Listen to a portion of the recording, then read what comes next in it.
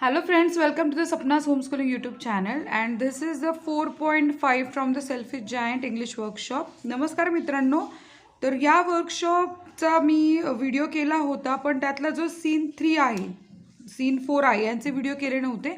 तर आपण प्रत्येक सीनचा सेपरेट व्हिडिओ करतो म्हणजे जेणेकरून तुम्हाला सापडायला पण सोपं पडेल. तर आपण हा सीन 3 बघतोय on the dusty road. Character children आहेत. तर यामध्ये सांगितलेलं आहे की तुम्ही 5-5 चे ग्रुप तयार करा, त्याचे डायलॉग्स करा, स्पीचेस करा. जर तुम्ही सीन तयार करत असाल तर तुम्हाला त्याचे डायरेक्शन्स काय असतील ब्रॅकेटमध्ये लिहा. हे सगळं तुम्हाला सांगितलेलं आहे. तर आपण आता काय करायचं आहे की scene 3 on the dusty road character children याचा एकूणच कम्युनिकेशन डायलॉग्स काय काय असणार आहे ते आपण आता बघतोय. तर सुरू करूयात लिहायला. हां, पण सुरू करण्या अगोदर सपनाच होमस्कूलिंगला नवीन असाल तर लगेच चॅनल सबस्क्राईब करा, बेल आयकन दाबा. मी आहे सपना टीचर. ते सीनची सुरुवात होतीये on the dusty road. Characters कोण आहेत? चिल्ड्रन. आता आपल्या कंसामध्ये येणारे स्टेज डायरेक्शन काय असणार आहे बघा. Stage direction children are standing on dusty road. तर मुलं सगळी डस्टी रोडवर उभी आहे. डस्टी रोड म्हणजे काय? धुळीनं माखलेला रोड म्हणजे तो डस्टी रोड. इथे चिल्ड्रन काय म्हणतात? हे friends everywhere dust on the road. ते मुलं आपापसात बोलतात, अरे मित्रांनो बघा ना सगळीकडे धूळ पसरली आहे. We have no place to play. कारण तो जो जायंट असतो त्यांनी हकललेलं असतं मुलांना. सो ते म्हणतात की we have no place to play. आपल्याकडे जागाच नाही खेळायला.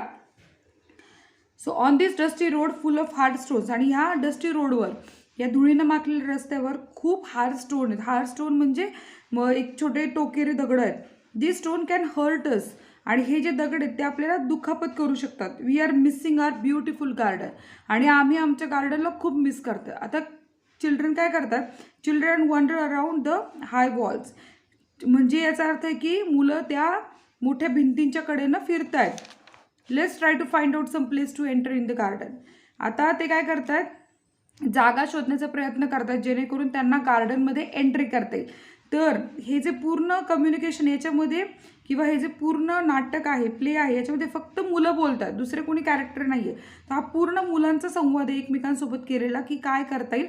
आणि डायलॉगच्या शेवटी ते त्या वॉल तोडून आत जाण्यासाठी प्रयत्न करतात, जागा शोधतात.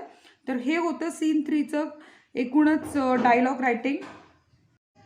तर आपण आता हा on the dusty road scene 3 character चिल्ड्रनचा आपण स्पीच लिहिलेला आहे. आता नेक्स्ट व्हिडिओ आपण सीन 4चा करणार आहोत. जर हा व्हिडिओ आवडला असेल ऑन द डस्टी रोड चिल्ड्रनचा तर नक्की लाईक करा, शेअर करा, कमेंट करा आणि सपनाच होमस्कूलिंग चॅनलला सबस्क्राईब करा.